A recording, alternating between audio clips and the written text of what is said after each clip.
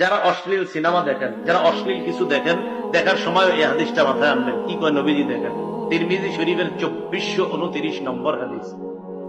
রাসূলুল্লাহ সাল্লাল্লাহু আলাইহি সাল্লাম এই আয়াত তেলাওয়াত করলেন, সূরা জিলজালের 4 নম্বর আয়াত তেলাওয়াত করার পর নবীজি বলেন, আতাদরুনা মা আখবারুহা, তোমরা কি জানো জমিনের বৃত্তান্ত কি, জমিন কি বলে দিবে? সাহাবীরা বললেন, আল্লাহ আর তার নবী ভালো জানেন।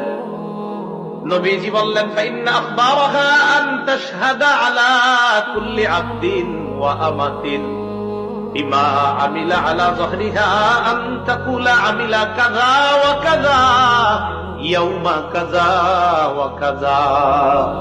নবীজি বলেন, জমিন এইভাবে বৃত্তান্ত বর্ণনা করবে, আতুশাল অমুক এলাকার অমুক বান্দা ওই সময় এতটা বাজে অমুক দোকানের সামনে দাঁড়িয়ে টেলিভিশনের মধ্যে অশ্লীল সিনেমা দেখছে, মাবুদ আমি জমিন তার বিরুদ্ধে সাক্ষী দিয়ে দিলাম, তোমার কাছে বিচার যাই।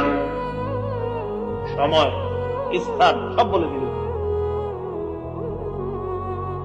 তো বলেন তো, আবার আপনার আমল নামা এটা কিয়ামতের ময়দানে আল্লাহ হয়তো ডান হাতে দিবে, না হয় তো এর আগে সাক্ষীগুলোর কথা মনে রেখেন। আমল নামা দেওয়ার আগে প্রথম সাক্ষী হবে জমিন। 2 নাম্বার সাক্ষী ফেরেশতা।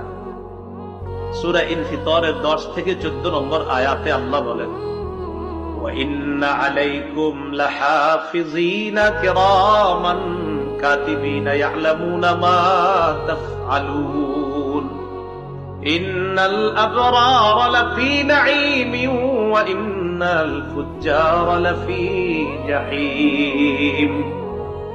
আল্লাহ রাব্বুল আলামিন বলেন, তোমাদের সাথে সংরক্ষণকারী যত্নবান ফেরেশতারা আছে, তোমরা যা করো তারা তা দেখে। সম্মানিত লেখকগণ, আল্লাহ এরপর বলেন, পুণ্যবানরা নেয়ামতে পরিপূর্ণ জান্নাতে থাকবে আর অপরাধীরা জাহান্নামে থাকবে। বলি নাউজুবিল্লাহ।